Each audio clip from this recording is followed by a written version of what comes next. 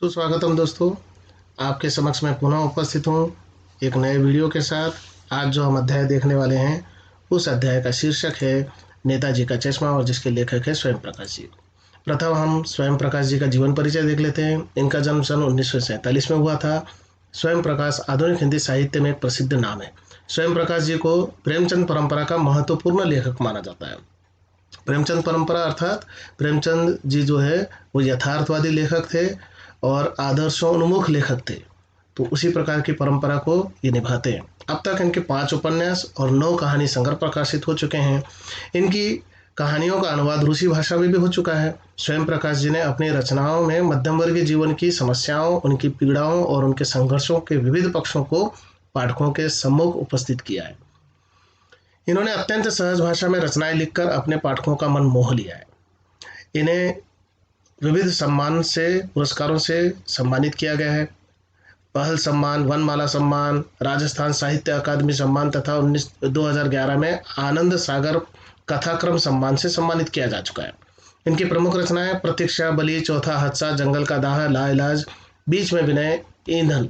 बीच में विनय और ईंधन ये इनके 2 प्रसिद्ध उपन्यास है जिनकी वजह से इन्हें विशेष पहचान मिली है। आदमी जात का आदमी, सूरज कब निकलेगा, अच्छे दिन आएंगे, अच्छे दिन आदि, ये इनकी प्रमुख रचनाएं हैं। पाठ का परिचय संक्षेप में ले लेते हैं। लेखक ने जिस समस्या की ओर हमारा ध्यान आकर्षित किया है, जो चीज़ लेखक बताना चाहता है वो देख लेते हैं हम। चारों ओर सीमाओं से घिरे भूभाग का नाम ही देश नहीं होता। उसमें रहने वाले सभी नागरिकों, नदियों, पहाड़ों, पेड़ पौधों, वनस्पतियों, पशु पक्षियों से और इन सबसे प्रेम करने तथा इनकी समृद्धि के लिए प्रयास करने का नाम देशभक्ति है। नेताजी का चश्मा कहानी कैप्टन चश्मे वाले के माध्यम से देश के करोड़ों नागरिकों के योगदान को रेखांकित करती है, जो इस देश के निर्माण में अपने अपने तरीके से सहयोग करते हैं। कहानी यह कहती है कि बड़े ही नहीं, बच्चे भी इसमें शामिल हैं। एक अच्छी जानकारी लेखक ने इसमें दी है और उन्होंने बताया है कि किसी भी देश का जब हम नाम लेते हैं तो सिर्फ नागरिकों से देश नहीं बनता है। नदियों, पहाड़ों, वनस्पतियों, पशु पक्षियों से देश बनता है और इनकी समृद्धि के लिए प्रयास करना हर नागरिक का कर्तव्य होता है। फिर इसके लिए आपको ये ज़रूरी नहीं है कि आप सिर्फ सेना में भर्ती होकर ही देश की सेवा करें या फिर समाज सेवक बनकर ही देश की सेवा करें। छोटी छोटी चीज़ों से भी आप देश की सेवा कर सकते हैं। जैसे इस अध्याय में एक किरदार जो है वो है कैप्टन चश्मे वाला। वो अपने छोटे से योगदान से अपने देश की समृद्धि में अपना योगदान दे रहा है। चलिए बढ़ते हैं कहानी की तरफ। हम उससे पहले देखेंगे हम कि लेखक ने इस कहानी के लिए किस प्रकार की भाषा प्रयोग में लाई है, उसकी विशेषताएं क्या है। लेखक ने आम बोलचाल की खड़ी बोली का प्रयोग किया है, जिसमें तत्सम, तद्भव, देशज शब्दों के साथ साथ आगत शब्दों का प्रयोग भी किया है। इसमें तत्सम शब्द जो आए हैं विचित्र, लक्षित, संभवतः इत्यादि। देशज शब्द जो है किधर, गिराक, उधर आदि। आगत शब्द जो है idea, frame, real, captain, board, मुहावरा, आंखें भर आना, होम कर देना इत्यादि। और इनकी जो भाषा शैली है वो बड़ी ही रोचक, कथात्मक तथा व्यंग्य प्रधान है। अध्याय की तरफ बढ़ते हैं। अध्याय में हम जानते हैं कि आज जो हम अध्याय देख रहे हैं उसका शीर्षक है नेताजी का चश्मा और जिसके लेखक है स्वयं प्रकाश जी। जो कहानी दर्शाई है उसका हम प्रत्यक्ष जानकारी लेते हैं। हालदार साहब को हर 15वें दिन कंपनी के काम के सिलसिले में उस कस्बे से गुजरना पड़ता है। कस्बा बहुत बड़ा नहीं था। आमतौर पर कस्बा जो होता है वो ऐसा गांव होता है जो गांव और शहर के बीच में आता है। अब बीच में आता है मतलब ये कि शहर की विशेषताएं उसमें दिखाई देती है, लेकिन पूरी तरह से शहर नहीं बना होता है। अब शहर की विशेषताएं क्या है? अच्छी सड़कें, सुविधाएं तरह तरह की, बिजली है, पानी है, ड्रेनेज है इत्यादि। तो यहाँ पर जो है कस्बा जो है ये सारी सुविधाएं तो आ रही है, लेकिन अभी भी पूरी तरह से शहर नहीं बना है। तो गांव और शहर के बीच में विकास की दृष्टि से कस्बा होता है। जिसे पक्का मकान कहा जा सके वैसे कुछ ही मकान, और जिसे बाजार कहा जा सके वैसा एक ही बाजार था। कस्बे में एक लड़कों का स्कूल, एक लड़कियों का स्कूल, एक सीमेंट का छोटा सा कारखाना, 2 ओपन एयर सिनेमा घर और एक ठो नगर पालिका भी थी। ठो जो है वो ग्रामीण शब्द की तरह का है। एक ठो मतलब एक ही नगर पालिका थी। नगर पालिका थी तो कुछ कुछ ना कुछ करती भी रहती थी। कभी कोई सड़क पक्की करवा दी, कभी कुछ पेशाब घर बनवा दिए, कभी कबूतरों की छतरी बनवा दी, तो कभी कवि सम्मेलन करवा दिया। हम लोग जानते हैं नगर पालिका तरह तरह के काम करती है, हमें बहुत सारी सुविधाएं उपलब्ध कराती है। शहरों से इसकी हम ज़्यादा जानकारी ले सकते हैं।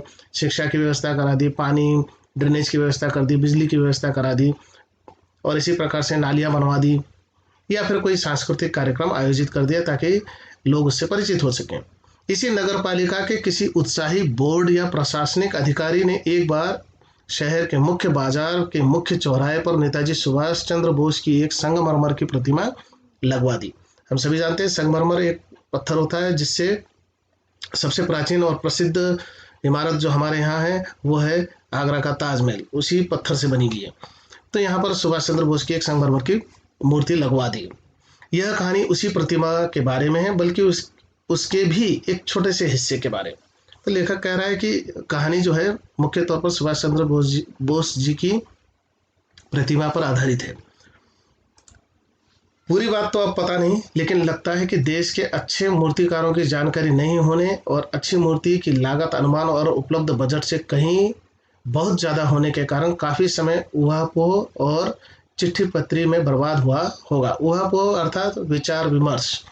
अब यहाँ जो है किसी प्रशासनिक अधिकारी के दिमाग में आया कि चलो चौराहे पर एक सुभाष चंद्र बोस जी की मूर्ति बिठवा दी जाए। हम लोग जानते हैं चौराहे पर अब हम लोग मूर्तियाँ देखते हैं आमतौर पर डॉक्टर बाबा साहब अम्बेडकर, श्रीमती इंदिरा गांधी, ठीक इसी प्रकार से महात्मा गांधी इत्यादि प्रसिद्ध नेताओं की मूर्तियां हमें देखने के लिए मिलती हैं। अब इनका उद्देश्य भी अलग अलग होता है। हम ये मूर्तियां इसलिए बिठाते हैं, लगवाते हैं चौराहे पर, ताकि लोग इनके योगदान को भूले ना, उससे परिचित रहे और उनके योगदान से, उनके बलिदान से प्रेरित होकर वो भी समाज में अपना योगदान देते रहे।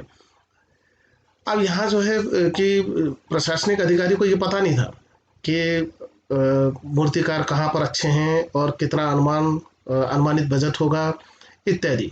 अब इस चीज़ में बहुत सारा समय बर्बाद हो गया, और हम सभी जानते हैं कि मार्च के अंत में हमारा सारा बजट जो है वो इकट्ठा कर दिया जाता है, समेट लिया जाता है। तो कुछ कुछ ऐसा ही हुआ होगा यहाँ पर भी।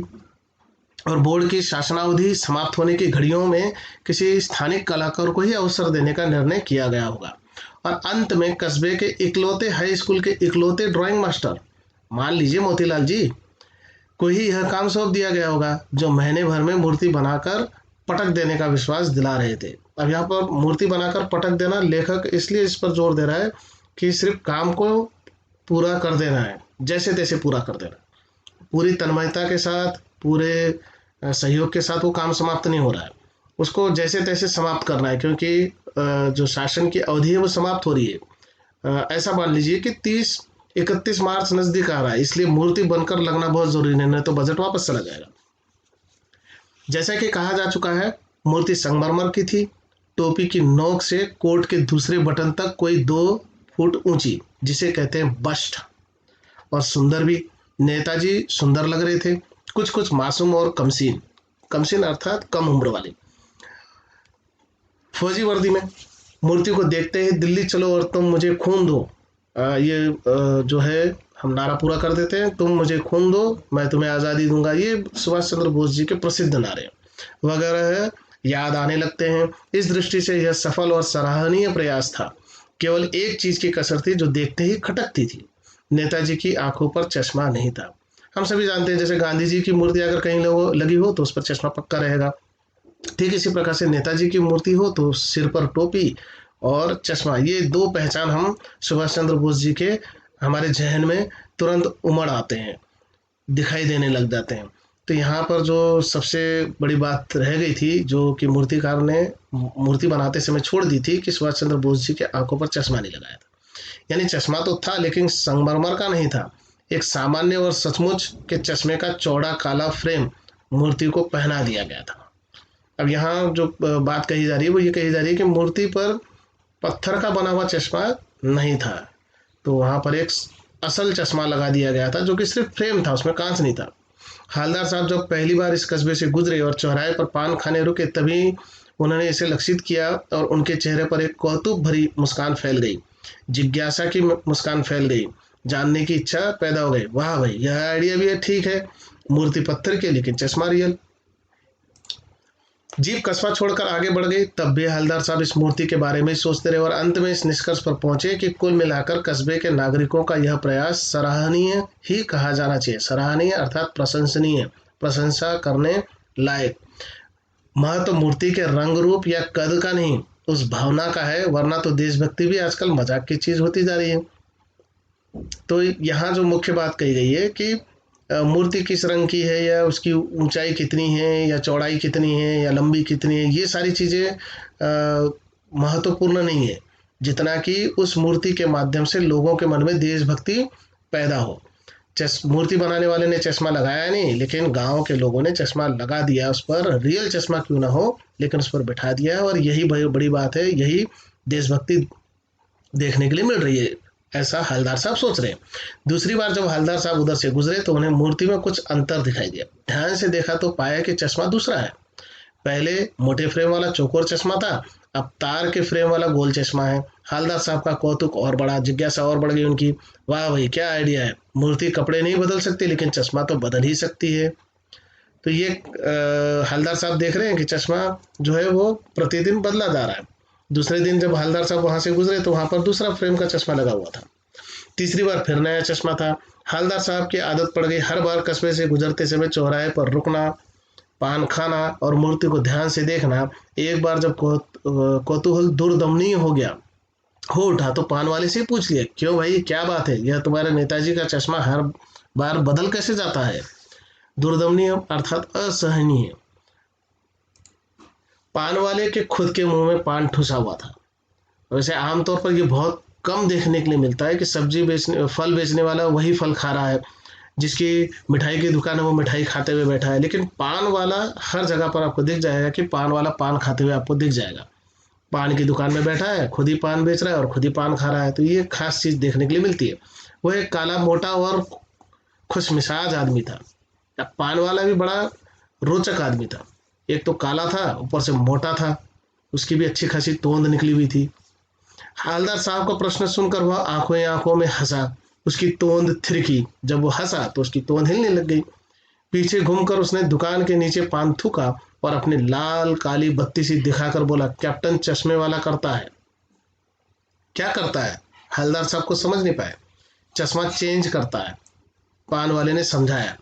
क्या मतलब, क्यों चेंज कर देता है? हवलदार साहब अब भी नहीं समझ पाए। कोई ग्राहक आ गया, समझो, कोई ग्राहक जो है वो गांव में, या देशज शब्द है जो गांव में प्रयोग में लाए जाने वाले शब्द है। तो कोई ग्राहक आ गया, ऐसा मान लो, उसको चौड़ी चौखट चाहिए, चश्मे की चौड़ी चौखट वाला फ्रेम चाहिए। तो कैप्टन किधर से लाएगा? किधर ग्रामीण शब्द है, या गांव में प्रयोग में लाए जाने वाला शब्द है, देशज शब्द है। तो उसको मूर्ति वाला दे दिया, उधर दूसरा बिठा दिया। तो इस प्रकार से एक चीज समझ में आती है कि जो चश्मे वाला, कैप्टन चश्मे वाला है, वो क्या करता है, चश्मे बेचने का काम करता है। और वो हर बार क्या करता है, जो ग्राहक को अगर वो मूर्ति पर लगा हुआ ही चश्मा की फ्रेम चाहिए तो वो मूर्ति का निकाल कर दे देता है और वहां पर दूसरा बिठा देता है, लगा देता है।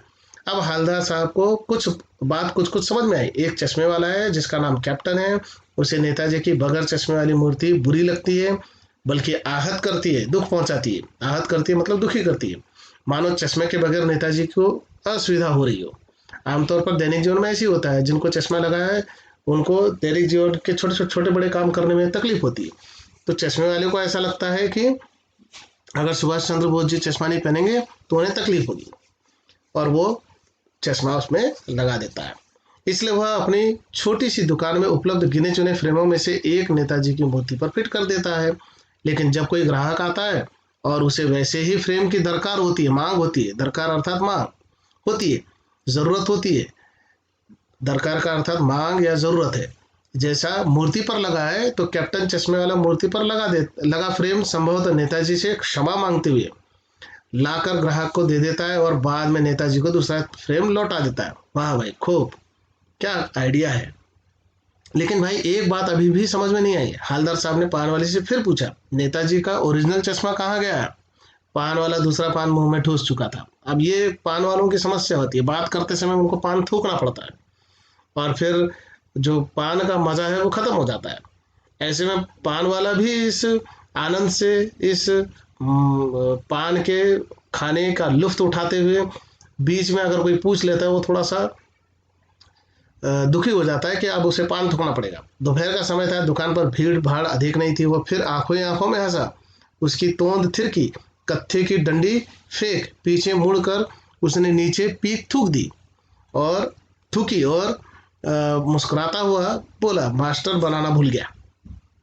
पान वाले के लिए यह एक मजेदार बात थी, लेकिन हवलदार साहब के लिए चकित और द्रवित करने वाली। यानी वह ठीक ही सोच रहे थे। हम जानते हैं कि पान में बहुत सारी चीजें पड़ती हैं। हम गाँव में हम लोग देखते हैं कि खास तौर पर पान दो तीन चीजों से ही बन जाता है, लेकिन शहरों में जो है, जैसे कि मैंने प्रारंभ में बताया कि वह एक कस्बा था और वहाँ पर एक नगर पालिका थी। हम लोग जानते हैं ग्राम पंचायत, नगर पालिका, नगर परिषद और महानगर पालिका, इस प्रकार से शहरों का विभाजन हो जाता है। जैसे जैसे शहर विकसित होते चले जाते हैं तो महानगर पालिका तक हम लोग पहुंच जाते हैं। तो यहाँ भी वही है कि स्थितियाँ बदल रही हैं। आज हम लोग देखते हैं कि पान में बहुत सारी चीज़ें हम लोग डालते हैं और पान का लुफ्त उठाते हैं। लेकिन यहाँ बात पान वाली की नहीं है, यहाँ बात जो है वो है मास्टर जिसने मूर्ति बनाई है और उसने चश्मा लगाना उचित नहीं समझा या वो भूल गया है। तो यह बात हवलदार साहब को बड़ी मज़ेदार लगी। मूर्ति के नीचे लिखा, मूर्तिकार मास्टर मोतीलाल वाकई कस्बे का अध्यापक था। और ये बड़ी मज़ेदार बात लगी हवलदार साहब को कि किसी अध्यापक ने यह मूर्ति बनाई है।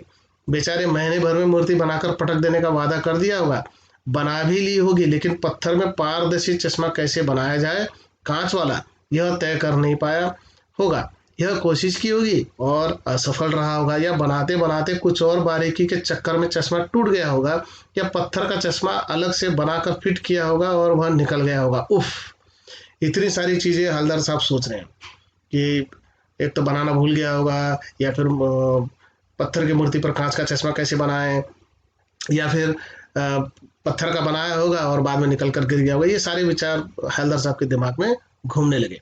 हवलदार साहब को यह सब कुछ बड़ा विचित्र और कौतुक भरा लग रहा था। इन्हीं ख्यालों में खोए खोए पान के पैसे चुकाकर चश्मे वाले की देशभक्ति के समक्ष नतमस्तक होते हुए वह जीप की तरफ चले, फिर रुके, पीछे मुड़े और पान वाले के पास जाकर पूछा, क्या कैप्टन चश्मे वाला नेताजी का साथी है या आजाद हिंद फौज का भूतपूर्व सिपाही है? अब हवलदार साहब के मन में एक प्रश्न और पैदा हो गया, अगर वो कैप्टन हैं तो फिर कहाँ के कैप्टन रहे हैं? क्या नेताजी सुभाष चंद्र बोस जी के सेना में वो सम्मिलित थे, या फिर आज़ाद हिंद फौज का भूतपूर्व सिपाही रहा है? हम सभी जानते हैं कि आज़ाद हिंद फौज का जो की स्थापना जो है वो कैप्टन मोहन सिंह, रासबिहारी बोस एवं निरंजन सिंह गिल ने मिलकर की थी। और आगे इसकी स्थापना हुई थी 1 सितंबर 1942 को। जब स्थापना हुई थी आज़ाद हिंद फौज की, तब नाम था भारतीय राष्ट्रीय सेना, लेकिन आगे चलकर इसका नाम बदलकर आज़ाद हिंद फौज रख दिया गया। और सिंगापुर में जब रासबिहारी बोस की मुलाकात सुभाष चंद्र बोस जी से हुई, तब रासबिहारी बोस जी ने सुभाष चंद्र बोस जी को आज़ाद हिंद फौज की जिम्मेदारी दे दी, और वहाँ से फिर सुभाष चंद्र बोस जी ने आज़ाद हिंद फौज की सारा के माध्यम से भारत को स्वतंत्र कराने की जिम्मेदारी ली। पान वाला नया पान खा रहा था। अभी बातों बातों में पान वाले ने तीसरा पान मुंह में रख लिया है। पान पकड़े अपने हाथ को मुंह से 1.5 इंच रोक कर उसने हवलदार साहब को ध्यान से देखा, फिर अपनी लाल काली बत्ती सी दिखाई। जो लगातार पान खाते हैं उनके मुंह एकदम लाल हो जाता है और दांत जो है वो धीरे धीरे क्या हो जाते हैं, काले पड़ने शुरू हो जाते हैं, खास तौर पर मसूड़ों और दांत, इन दोनों के बीच की जो जगह है उस जगह पर।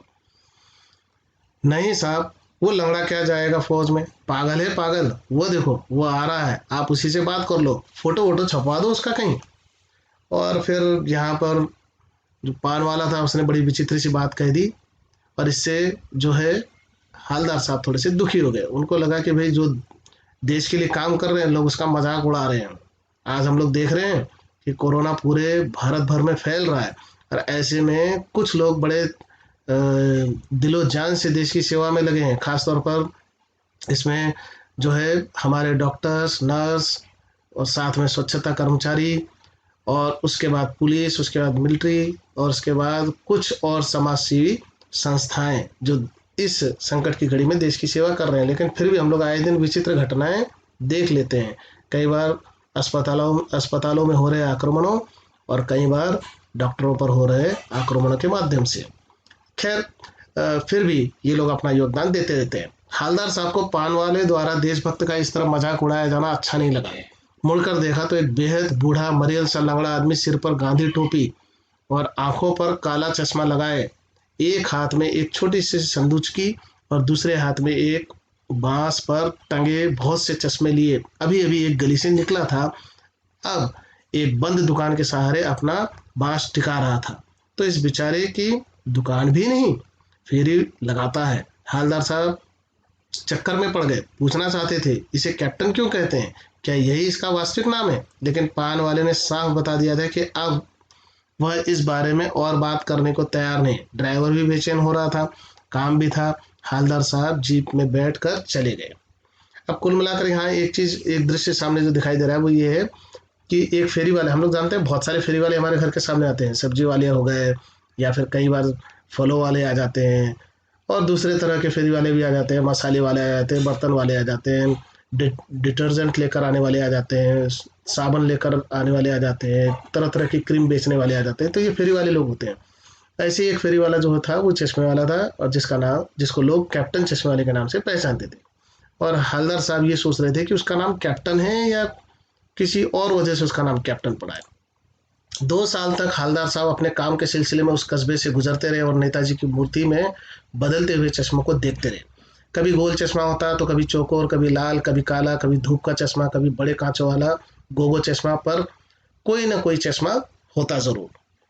इस धूल भरी यात्रा में हालदार साहब को कौतुक और प्रफुल्लता के कुछ क्षण देने के लिए फिर एक बार ऐसा हुआ कि मूर्ति के चेहरे पर कोई भी कैसा भी चश्मा नहीं था। उस दिन पान की दुकान भी बंद थी, चौराहे की अधिकांश दुकानें बंद थी। अब लगातार 2 साल से हालदार साहब उस जगह से गुजर रहे थे और उनकी आदत हो गई थी कि जब कभी वो चौराहे पर पहुंचते थे, पान की दुकान पर खड़े होकर पान खरीदते थे, तो उनका ध्यान चौराहे पर लगी सुभाष चंद्र बोस जी की मूर्ति पर चला जाता था और उसमें बदलने वाले चश्मों पर चला जाता था।